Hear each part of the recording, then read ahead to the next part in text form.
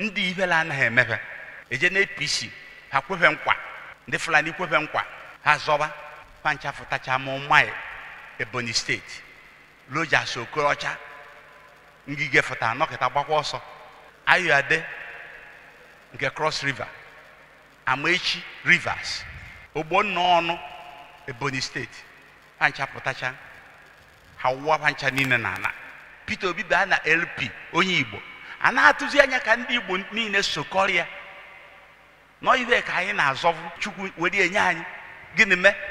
onye ọ na kuni ọgụ ndị niile ekwensu ji arụ ọrụ n'ala Igbo kuni ọgụ ndị niile bụ useful idiot kuni ọgụ ekwelu mmadụ kunie o tegwo na ọ na-eje Senate na-agbara ndị Fulani odi ojecha ojebekwa onwe na-aka ọrụzi ọ Senate ka ọ na-arụ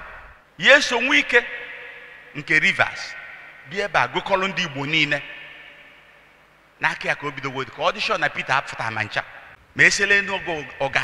golu gọvanọ ikpeazụ golu gọvanọ gburugburu na Ifeanyi Ogwu anya na Enugu wee sị ka atụgharịa votu ya ghọrọ president na onye Igbo ekwesịghị iche Chineke si emechagwo ihe anọ n'ọgba aghara ewee tụcha votu a ine anyị hụ na ọ nọ n'ọgba aghara ruo taa aka Chukwu do n'ife na-eme nene gọvanọ Soludo ka anyị tụrụ votu anyị ama na nke anwa bụ ndị Awụsa mụrụ ya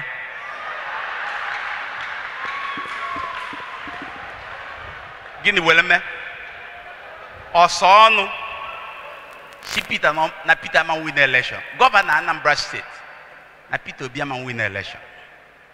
Atiku bịa ebe a ọsị Atiku na ọsọ presidential candidate na abọka enwere Tinubu na nyanwa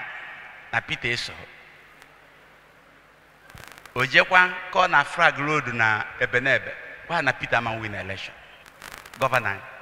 and ibe ọ na-akọwa ka anyị tụsịrị ya vote Soludo na ndị kọmishọn ya na-akọ na ọ Buhari mere ha ji win election na ọ anyị tụrụ ha vote na ọ Buhari mere ha ji win election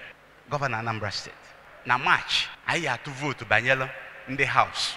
onye ọbụla nọ na-apụga ọsị anya vụrụ ọkụkụ n'isi na ọ bụ n'akụkụ ọsị anya kwọrọ ọkụkụ n'azụ ime kịtakwa na atụala onye apụga vote ibugwe na ndị akpọrọ anyị asị and onye ọbụla iru foto Soludo na post ya atụkwanara ya vote ime yi ma na ịkpọrọ onwe gị asị